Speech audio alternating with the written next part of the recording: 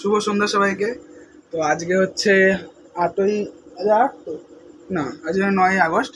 তো প্রথমে আমার মাধবকে দেখাই। দেখো, আমার মাধব আর ননি, গোপাল আর একজন যিনি এসছেন ঘুরতে আমাদের বাড়িতে, নতুন একজন ঘুরতে এসছেন কদিনের জন্য। তার বাড়িতে একটু সমস্যা আছে, সেই জন্য ঘুরতে এসছে। তো সেই জন্য এই দেখো আরেকজন। এবার তো আমাদের বাড়িতে কে এসছে ঘুরতে? মাধব। মাধব তো আমাদের, আর গোপাল আমাদের।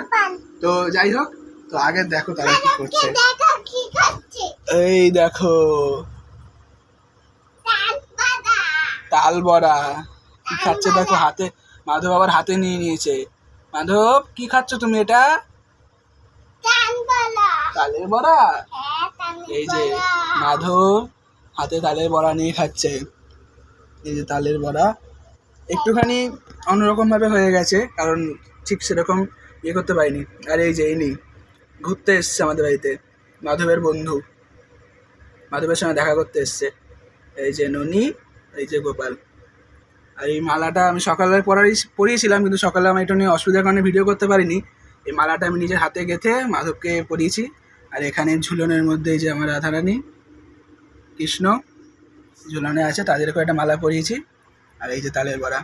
তালের বড়াটা এখন দেওয়ার কারণ হচ্ছে এবছর জন্মাষ্টমী যেহেতু একটু দেরিতে আছে, তো যাই ওটার জন্য না, বাজারে যেহেতু তাল চলে এসছে, তাল পেকে গেছে, আর কি বলবো, ভালো দামেও পেয়েছে, এর জন্য নিয়ে এসছে।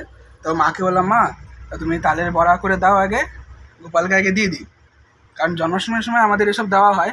তাও বললাম তুমি দাও আগে ভেজে, আগে এগুলো দিয়ে দিই এদের খেতে ভোগে, তারপরে আমরা খাবো। মা গেছে এখন দিদা বাড়িতে বাজতে। এবার তো আমরা এখন দিদা বাড়ি যাবো তো তালের বড়া খেতে। এখন ওই বাড়িতে ভাজা হচ্ছে, আমরা সবাই যাবো ওই বাড়িতে। তো জানিও, মাধবকে জিজ্ঞাসা করি মাধবের কেমন লাগছে। মাধব, সবাইকে রাধে রাধে বলে দাও। রাধে রাধে। রাধে রাধে করে দাও।